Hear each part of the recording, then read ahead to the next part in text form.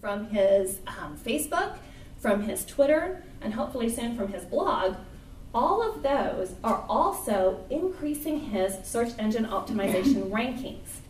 What happens is the search engines like Google and Bing and Yahoo, what they like to see is movement. They like to see interesting bits of information on your website. They like to see change. So every time that Reynold posts something, the search engines are notified, hey, something's new, something's different. They go out to the website, they take a look, and they go, oh, have something new.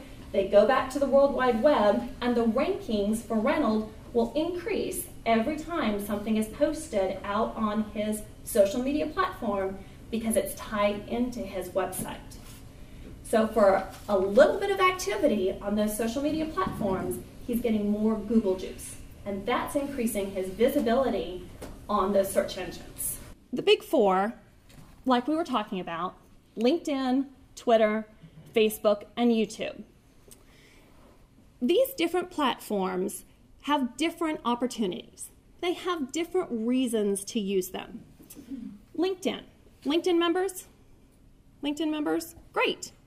LinkedIn is a professional organization where you can make referrals, you can make connections, you can network with people in your industries, you can connect with people outside of your industries.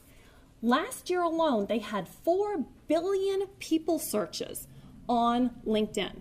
4 billion people looking for other people. And when they find those other people, they find information about your business.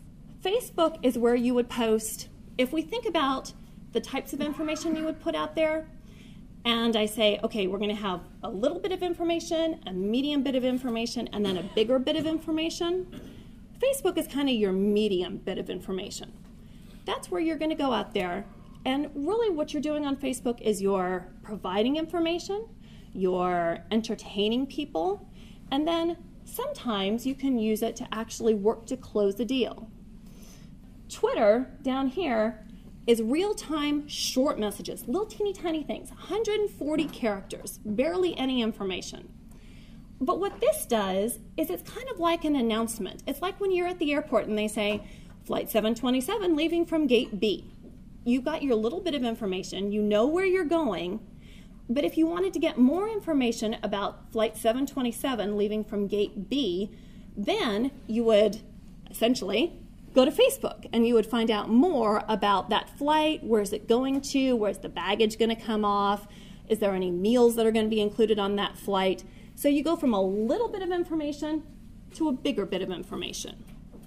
And then finally, YouTube, that is the second largest searched engine right now in the entire World Wide Web atmosphere. And why is that? Because it was acquired by Google. So YouTube is a great place for you to put a visual reminder of what's going on, a visual reminder of a how-to. This is my favorite one because to me, this one holds the most weight. This is what people call the big blog, and it's in big old capital heavy letters because most people I talk to say, there is no way I have enough time to do a blog. Blogs just not enough time in the world.